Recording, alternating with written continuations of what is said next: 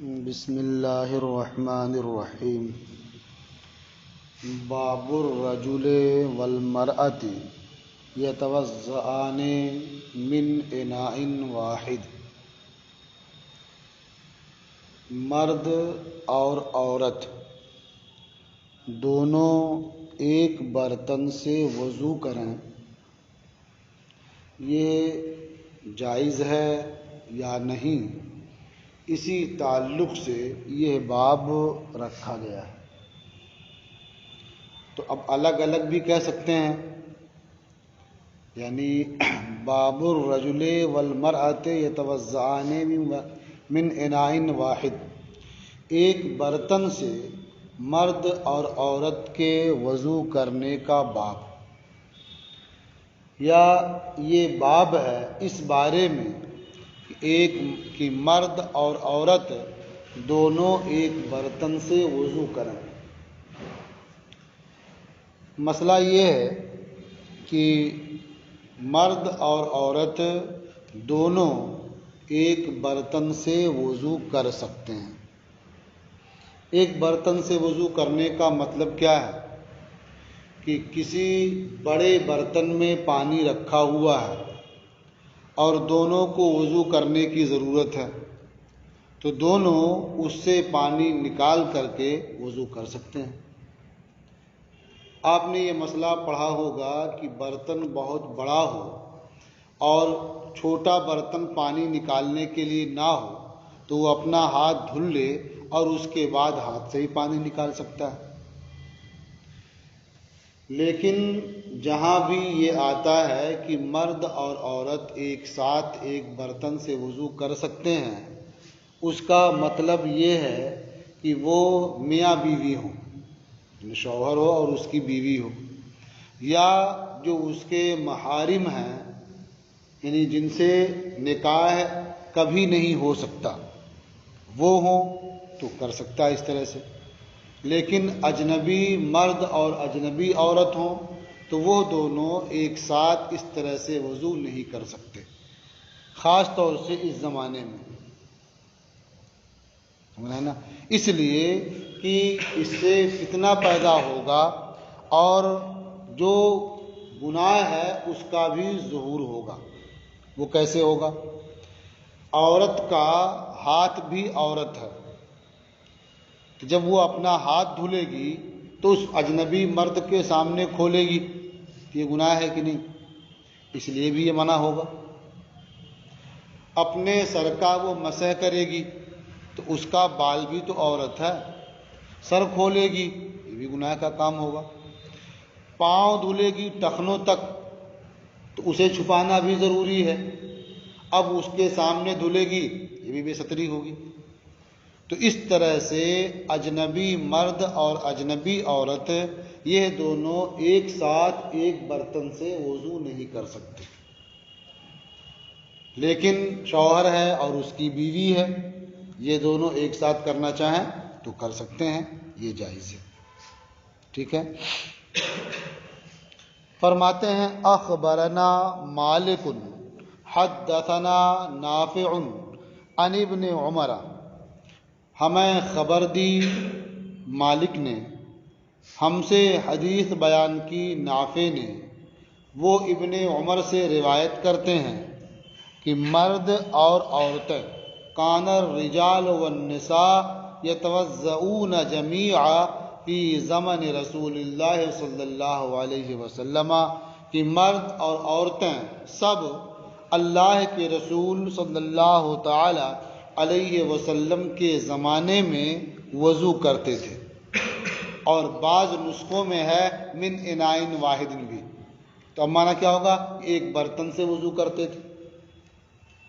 تو اس سے بظاہر یہ سمجھ میں آتا ہے کہ مرد اور عورتیں سب مل کر کے ایک ساتھ ایک برتن سے وضو کیا کرتے تھے، تو اس میں تو بہت بے پردگی ہوتی ہو، تو کیسے یہ روا ہوگا؟ تو اس کا جواب یہ ہے کہ یہ حکم آیت حجاب کے نزول سے پہلے کا ہے، یعنی جب پردہ کرنے کا حکم نازل نہیں ہوا تھا، جب یہ صورتحال تھی، اور جب پردے کا حکم نازل ہو گیا یہ صورتحال نہیں رہی، اس لیے اب کیا حکم ہوگا؟ ایک ساتھ نہیں کر سکتے کیونکہ پردے کا حکم ہے۔ یا یہ کہا جائے گا، دوسرا جواب یہ ہو سکتا ہے کہ یہاں جو مرد اور عورت دونوں کا تذکرہ ہے اس سے مراد شوہر اور اس کی بیوی ہے، یعنی اس زمانے اللہ کے رسول صلی اللہ تعالی علیہ وسلم کے زمانے میں ہر مرد اپنی بیوی کے ساتھ ایک برتن سے وضو کر لیا کرتا تھا۔ ایک برتن ہوتا تھا، اس سے شوہر بھی وضو کر رہا ہوتا اور اس کی بیوی وضو کر رہی ہوتی، تو اس سے بھی کوئی اعتراض نہیں ہوگا۔ تو یہ بہتر توجیہ ہے کہ یہ کہا جائے کہ کان الرجال والنساء میں مراد مرد کا اپنی بیویوں کے ساتھ وضو کرنا ہے، مطلقاً اجنبی عورتوں کے ساتھ وضو کرنا یا جمع ہونا مراد نہیں ہے۔ قال محمد، امام محمد رحمۃ اللہ تعالی علیہ نے فرمایا، لا بأس بأن يتوضأ المرأة وتغتسل مع الرجل من اناء واحد، کوئی حرج نہیں ہے اس بارے میں کہ عورت وضو کرے اور غسل کرے مرد کے ساتھ ایک ہی برتن سے، یعنی ایک برتن میں پانی رکھا ہوا ہو اسی سے مرد بھی وضو کرے پانی نکال کر کے، عورت بھی نکال کر کے پانی وضو کرے تو کوئی حرج نہیں ہے اس میں۔ یا غسل کرنا، دونوں کو ایک بڑے برتن میں پانی ہے، دونوں اس سے نکال کر کے غسل کریں، اس میں بھی کوئی حرج نہیں ہے۔ یہ وہی صورت ہوگی جب کہ شوہر ہو اور اس کی بیوی ہو، اجنبی عورت کے ساتھ ایک برتن سے پانی نکال کر کے غسل کرنے کی اجازت نہیں ہے اور نہ ہی وضو کرنے کی اجازت ہے۔ ان بدأت قبلہ او بدأ قبلہ، اگر عورت مرد سے پہلے شروع کرے یا مرد عورت سے پہلے شروع کرے، دونوں صورتیں ہو سکتی ہیں۔ یعنی ایسا نہیں ہے کہ مرد پہلے شروع کرے تو بعد میں عورت کے لیے اس سے وضو کرنا روا رہے، لیکن عورت اگر پہلے شروع کر دے تو مرد کے لیے اس سے روا نہ رہے، ایسا نہیں ہے۔ دونوں میں سے کوئی پہلے شروع کرے، دوسرا شریک ہو سکتا ہے، یا دونوں ایک ساتھ شروع کریں، یہ بھی ہو سکتا ہے۔ وَهُوَ قول ابی حنیفہ رحمہ اللہ، اور یہ امام اعظم ابو حنیفہ رحمۃ اللہ تعالی علیہ کا قول ہے، یعنی یہی امام اعظم کا بھی مذہب ہے کہ مرد اور اس کی بیوی دونوں ایک برتن سے ایک ساتھ وضو کر سکتے ہیں، ایک ساتھ غسل کر سکتے ہیں، چاہے مرد پہلے شروع کرے یا عورت پہلے شروع کرے۔ یہ ایک باب ختم ہوا آپ لوگوں کا۔ باب الوضوء من الرعاف، یہ دوسرا باب ہے۔ رعاف کہتے ہیں ناک سے خون نکلنے، جسے کہتے ہیں نکسیر ٹوٹنا۔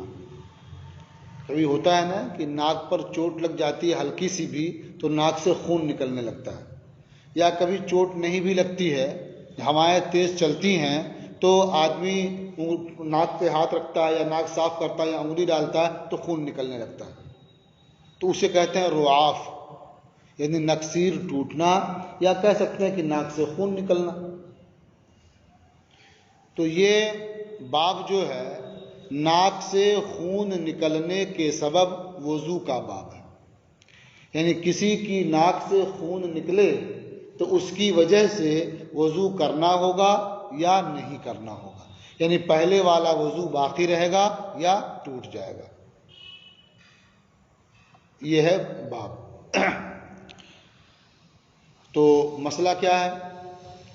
اگر ناک سے خون نکلتا ہے تو ہمارے نزدیک یعنی امام اعظم کے نزدیک وضو ٹوٹ جائے گا، اسے حکم دیا جائے گا کہ وہ جائے اور وضو کرے۔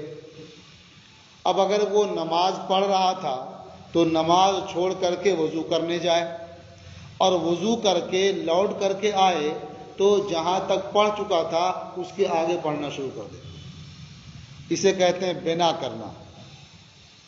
سمجھتے ہیں مسئلہ؟ یہ کہلاتا ہے بنا کرنا۔ تو جہاں سے چھوڑ کے گیا تھا وضو کرنے کے لیے تو راستے میں کوئی بات چیت نہ کرے، صرف وضو کرے اور اطمینان سے چلا آئے، اور جہاں تک پڑھ چکا تھا اس سے آگے پڑھ سکتا ہے۔ جو مسئلہ ہو گیا، ایک تو وضو ٹوٹنے کا مسئلہ ہو گیا، ہمارے یہاں وضو ٹوٹ جاتا ہے، وضو کرنا پڑے گا پھر سے۔ دوسرے، اس کی وجہ سے وضو کرنے جائے گا تو آ کر کے اس پر بنا کر سکتا ہے، یہ ہمارے نزدیک ہے۔ دیکھیے اب،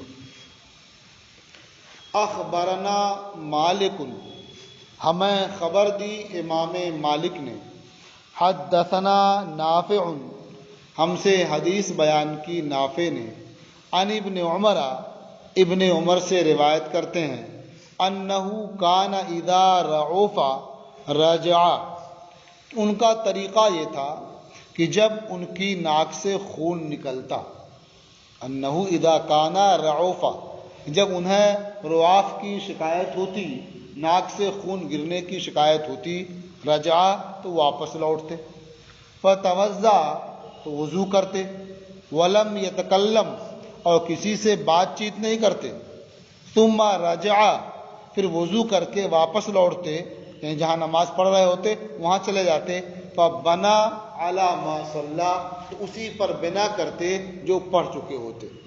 یعنی اگر 4 رکعت کی نیت کی ہوتی اور 2 رکعت پڑھ کر کے یہ صورتحال پیدا ہو جاتی تو چلے جاتے وضو کرنے، وضو کر کے آتے اور اس کے بعد پڑھنا شروع کر دیتے، یعنی 2 اور پڑھ لیتے، 4 پوری ہو جاتی ان کی۔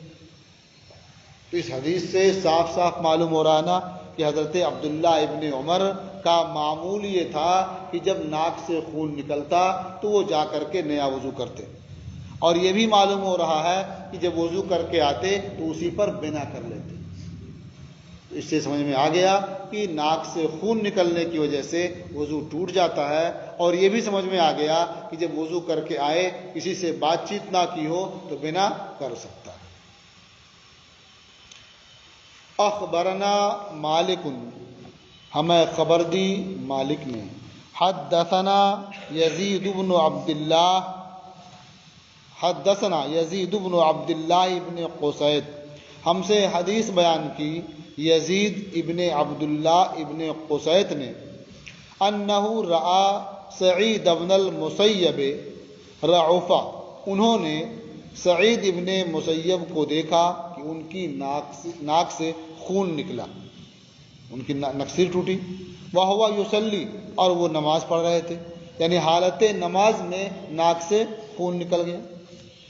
فأتا حجرۃ ام سلمۃ زوج النبی صلی اللہ علیہ وسلم، تو وہ نبی کریم صلی اللہ تعالی علیہ وسلم کی زوجہ مطہرہ حضرت ام سلمہ رضی اللہ تعالی عنہا کے حجرے میں آئے۔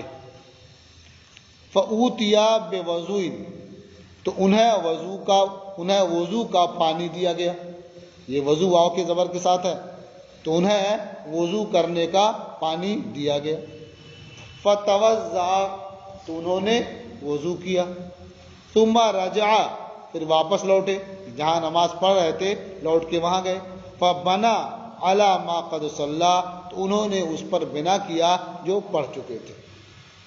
اس سے بھی دونوں باتیں معلوم ہوئی نا کہ نماز کی حالت میں ناک سے خون نکل آتا ہے تو وہ چلا جائے اور وضو کرے، یعنی اس کا وضو ٹوٹ گیا، اور جب آئے لوٹ کر کے تو بنا کر سکتا ہے، جتنا پڑھ چکا ہے اس کے آگے پڑھنا شروع کر دے۔ اخبرنا مالک، ہمیں خبر دی مالک نے، اخبرنا یحییٰ بن سعید، ہمیں خبر دی یحییٰ ابن سعید نے، ان سعید ابن المسیب، وہ سعید ابن مسیب سے روایت کرتے ہیں، انہو سئل عن الذی یرعف فیکثر علیہ الدم، ان سے پوچھا گیا اس شخص کے بارے میں جس کے ناک سے خون نکلتا ہے تو خون زیادہ نکلتا ہے، کیف یصلی، تو وہ کیسے نماز پڑھے، قال یؤمی ایمان براسہ فی الصلاۃ، انہوں نے فرمایا کہ وہ نماز میں سر سے اشارہ کر کے ادا کرے، یعنی سر سے اشارہ کرے، تو یومی ایمان، وہ اچھی طرح سے اشارہ کرے، براسہ ہی، اپنے سر کے ذریعہ نماز میں، یعنی وہ اشارے کے ساتھ نماز پڑھے گا، یعنی سجدہ نہیں کرے گا، اس کے لیے اشارہ کرے گا۔ تو اس سے ایک مسئلہ یہ معلوم ہوتا ہے کہ اگر زیادہ ناک سے خون نکلنے لگے اور وہ سجدہ نہ کر سکے کہ جب کرے گا تو اور خون نکلے گا، تو اس میں چٹائی کے آلودہ ہونے کا یا جو فرش ہوگا نیچے مصلی جو ہوگا اس کے خراب ہونے کا اندیشہ ہوگا، آدمی کے اپنے کپڑے کے خراب ہونے کا بھی اندیشہ ہوگا، اس لیے وہ اشارے سے نماز پڑھ سکتا ہے۔ اخبرنا مالک اخبرنا عبد الرحمن ابن المجبر ابن عبد الرحمن، ہمیں خبر دی مالک نے، ہمیں خبر دی عبد الرحمن ابن مجبر ابن عبد الرحمن ابن عمر ابن خطاب نے، انہ رأى سالم ابن عبد اللہ ابن عمر، کہ انہوں نے یعنی عبد الرحمن ابن مجبر نے سالم ابن عبداللہ ابن عمر کو دیکھا۔ کیا دیکھا؟ یدخل اصبعہ فی انفہ، کہ وہ اپنی انگلی اپنی ناک میں ڈال رہے ہیں۔ راوی کو شک ہے اصبعہ کا یا اصبعیہ کا، کہ اپنی انگلی ایک انگلی ڈال رہے ہیں یا اپنی دو انگلیاں دونوں ناک میں ڈال رہے ہیں، جیسے بھی اس کا استعمال کر رہے ہیں، تو اصبعہ کہا یا اصبعیہ کہا۔ ثم یخرجھا، پھر وہ انگلی نکال رہے ہیں، وفیہا شیء من دم، اور انگلی پر کچھ خون لگا ہوا ہے۔ تو ایسا ہوتا ہے نا کہ آدمی اپنی انگلی ڈالا نکالا اس میں خون لگا ہوا ہے، دوسری ڈالا نکالا اس میں خون لگا ہوا ہے، کبھی کچھ بھی نہیں لگا ہوا ہے، یا کبھی ناک میں جو پانی ہوتا ہے وہی لگا رہتا ہے۔ تو اس کو انہوں نے دیکھا کہ جب انہوں نے انگلی نکالی اپنی تو اس پر کچھ خون تھا۔ فَيَفْتَلُهُ، تو دیکھا کہ اسے حرکت دے رہے ہیں، ہوتا نا انگلی کو سوکھا لگ گیا ایسے کر دیا جھڑ جاتا ہے، فَيَفْتَلُهُ، تو اسے حرکت دے رہے ہیں۔ ثُمَّ يُصَلِّ، پھر نماز پڑھ رہے ہیں، وَلَا يَتَوَضَّأُ، اور وضو نہیں کر رہے ہیں۔ اس سے کیا سمجھ میں آیا کہ اگر کوئی شخص اپنی ناک میں انگلی ڈالتا ہے اور اس کی انگلی پر کچھ خون کا اثر معلوم ہوتا ہے تو اس سے وضو نہیں ٹوٹے گا۔ اب آپ کو لگ رہا ہوگا کہ اوپر کہا کہ خون نکلتا ہے ناک سے تو وضو ٹوٹ جائے گا، اور یہاں کہہ رہے ہیں کہ انگلی ڈالی اور لگ گیا خون اس پر تو وضو نہیں ٹوٹے گا۔ ایسا کیوں ہے؟ کہ وجہ یہ ہے کہ وضو ٹوٹتا ہے خون نکلنے سے، سمجھ رہے نا؟ خون ظاہر ہونے سے یہ وضو نہیں ٹوٹتا۔ جیسے کہیں دیوار میں یا کسی چیز میں آپ کا ہاتھ لگ گیا اور چمڑا چھل گیا اوپر کا، تو وہاں خون دکھائی دیتا ہے نا، تو وہ خون نکلا نہیں ہے بلکہ وہ ظاہر ہو گیا ہے، اسے اصطلاح میں کہتے ہیں بادی ہے، یعنی ظاہر ہونے والا۔ خون تو ہے وہاں، دکھ نہیں رہا تھا اب دکھنے لگا، بس سمجھ گئے نا؟ تو اس سے وضو نہیں ٹوٹتا۔ لیکن جب وہ بہنے لگا تب وہ گویا اپنی جگہ سے نکلا، تب لگ گیا کسی اور کی جگہ، جب تک بہا نہیں تھا جب تک وہ اپنی جگہ تھا۔ تو خارج جب ہوگا تو باہر جائے گا نا، اس کے معنی میں یہ بات پائی جاتی ہے نا، جب نکل کے کہیں اور گیا تب وہ ہوا خارج۔ اسی لیے کہتے ہیں کہ جب خون بہے گا یا ٹپکے گا تب وضو ٹوٹے گا۔ تو اوپر جو بات کی گئی ہے وہ خون بہنے کی، کہ ناک سے خون بہ رہا ہے تو اس کا وضو ٹوٹ جائے گا، اور یہاں خون بہ نہیں رہا، خون کہیں لگا ہوا تھا انگلی میں لگ گیا تو یہ بہنا نہیں پایا گیا، اس لیے وضو نہیں ٹوٹے گا، سمجھ رہے نا؟ تو اسی لیے جب وہ انگلی ڈالتے پھر نکالتے تو خون کا کچھ اثر معلوم ہوتا، اسے رگڑ لیتے ایسے ہی، پھر نماز پڑھتے اور وضو نہیں کرتے۔ امام محمد رحمۃ اللہ علیہ فرماتے ہیں قال محمد وبہذا کلہ ناخذ، امام محمد رحمۃ اللہ علیہ نے فرمایا اور ان سب باتوں کو ہم اختیار کرتے ہیں۔ تو کتنی باتیں ہو چکی؟ ایک بات مثلا یہ ہو گئی کہ ناک سے خون نکلنے کی وجہ سے وضو ٹوٹ جاتا ہے، اسے ہم اختیار کرتے ہیں، اس کا ہم حکم دیتے ہیں۔ دوسری بات یہ ہو گئی کہ جب وضو کر کے آئے تو وہ بنا کر سکتا ہے، جتنی پڑھ چکا تھا اس کے آگے وہ پڑھ لے، اسے بھی ہم اختیار کرتے ہیں. 2 بات ہو گئی. تیسری بات یہ کہ اگر ناک میں انگلی ڈالے اور اس پہ خون کا اثر معلوم ہو تو اس سے وضو نہیں ٹوٹے گا. سمجھ رہے نا؟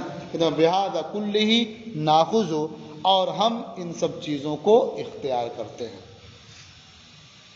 اور ایک بات یہ بھی معلوم ہوئی کہ اگر آدمی سجدہ کرے تو ناک سے خون نکلے گا، اور سجدہ نہ کرے اشارہ کرے تو خون نہیں نکلے گا، تو وہ اشارے سے نماز پڑھے.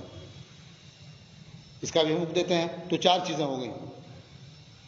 سمجھے نا؟ وہ بہذا کلی، اور ہم ان سب کو اختیار کرتے ہیں، ان 4 چیزوں کو. اس کا بیان ہو چکا. امر رعاف، اب ہر ایک کی تفصیل کرتے ہیں کچھ. فامر رعاف فإن مالک بن انس کان لا یاخذ بذلک، رہا مسئلہ رعاف کا یعنی ناک سے خون نکلنے کا، تو امام مالک ابن انس اسے اختیار نہیں کرتے ہیں. یعنی وہ اس بات کو نہیں مانتے ہیں کہ ناک سے خون نکلنے کی وجہ سے وضو ٹوٹ جائے گا. ان کے یہاں کیا ہے کہ جو چیز سبیلین سے نکلے اس سے وضو ٹوٹتا ہے. ظاہر بات ہے کہ ناک سے جو خون نکلا یہ سبیلین سے نکلنا پایا نہیں گیا، یعنی پیشاب یا پاخانے کے مقام سے نکلنا تو پایا نہیں گیا، اس لیے وضو نہیں ٹوٹے گا. ویرا، ان کا خیال یہ ہے یا ان کا مذہب یہ ہے کہ اذا رعف الرجل فی صلاتہ، کہ جب مرد کی ناک سے خون نکلے اس کی نماز میں تو وہ خون دھو لے اور نئے سرے سے نماز ادا کرے.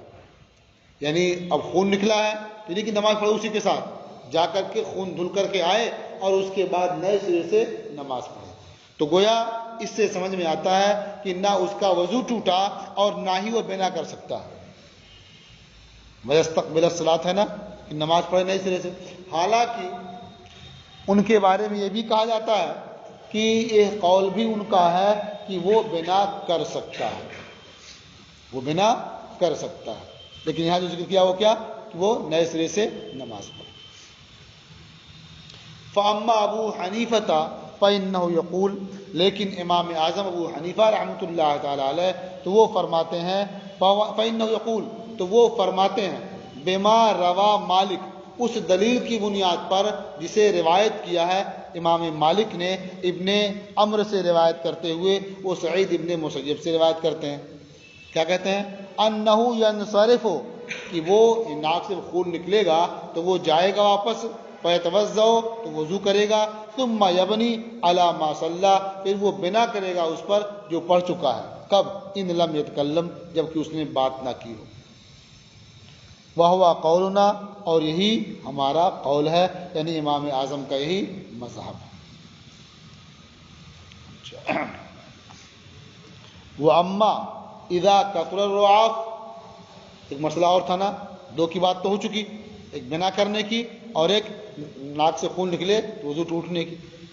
ایک مسئلہ تھا کہ جب خون زیادہ نکلے تو وہ کیا ہے اشارے سے نماز پڑھ لے، تو اس کے بارے میں فرماتے ہیں وَأَمَّا اذا کثر الرعاف، لیکن جب ناک سے خون زیادہ نکل رہا ہو،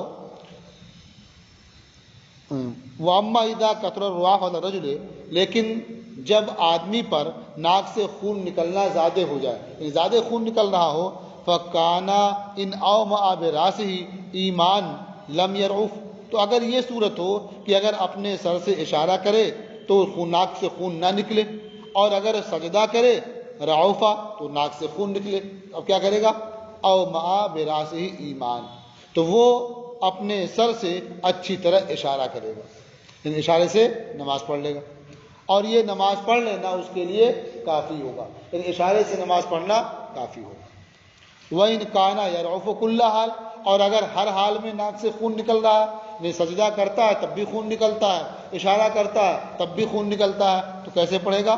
سجدہ، یعنی وہ سجدہ کرے گا، اشارہ نہیں کرے گا. پھر اشارہ کرنا صرف اس لیے تھا کہ اس صورت میں خون نہیں نکلتا ہے، اور جب اس صورت میں بھی خون نکل رہا ہے تو اشارہ کرنے کوئی فائدہ نہیں ہوا، تو ویسے نماز پڑھ لے گا، سجدہ کرے گا. اب چوتھا مسئلہ تھا، انگلی ڈالا اور خون لگ گیا ہاتھ میں، کہتے ہیں اما اذا دخل الرجل، اما اذا ادخل الرجل اصبعه في انفه، اور رہا یہ مسئلہ کہ جب مرد اپنی انگلی اپنی ناک میں داخل کرے فاخرجا اور اسے نکالے فاخرج علیہ شیئا من دم پھر نکالے اس انگلی پر کچھ خون فہذا لا وضوء فیہ تو یہ ایسا معاملہ ہے جس میں کوئی وضو نہیں ہے لأنہ غیر سائل ولا قاطر کیونکہ یہ جو انگلی پر خون نظر آ رہا ہے یہ بہنے والا نہیں ہے اور ٹپکنے والا نہیں ہے وَإِنَّمَا الْوُضُوءُ فِي الدَّمِ مِمَّا سَالَ أَوْ قَطَرَ اور وضو خون کے بارے میں اسی سے ہے جو بہے یا ٹپکے یعنی خون کے مسئلے میں وضو اس خون سے ہوتا ہے جو بہے یا ٹپکے اور یہ بہا نہیں ٹپکا نہیں تو اس کی وجہ سے وضو واجب نہیں ہوگا وہو قول ابی حنیفہ اور یہ امام اعظم ابو حنیفہ رحمۃ اللہ تعالی علیہ کا قول ہے یہ باب بھی ختم ہوا